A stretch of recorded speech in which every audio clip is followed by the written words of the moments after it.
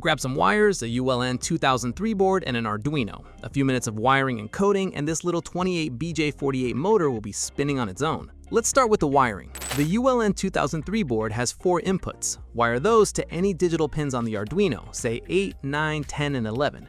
For power, don't pull VCC from the Arduino. Use a separate supply, and make sure that supply shares a common ground with the Arduino.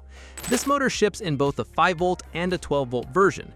Look at the label right on the motor body. The voltage is printed there. The motor plugs into the board through a single connector with a keyed slot, so there's no way to get it backwards. Open the Arduino IDE, click the book icon in the left sidebar, search for AccelStepper, grab the one by MokkaMusic, and hit install. Now let's walk through the code. At the top, we include the AccelStepper library we just installed. Then we set 2 constants. The first tells the library we're driving the motor in full step mode using 4 control pins. The second is how many steps make up one full revolution of the output shaft. For this motor, that's 2048. Next, we create the motor object itself. Inside the parentheses, we pass the mode and the 4 Arduino pins wired to the board. Inside Setup, we configure the motor. Set a max speed, set an acceleration so it ramps up and down smoothly instead of snapping into motion, and set a target, the number of steps to travel, 1 full revolution in this case. Inside Loop, which keeps running forever, we check if the motor's reached its target.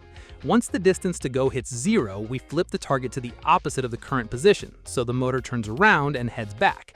And in every loop, we have to call run. Once you upload this, the motor spins a full turn one way, reverses, spins a full turn the other way, and just keeps going.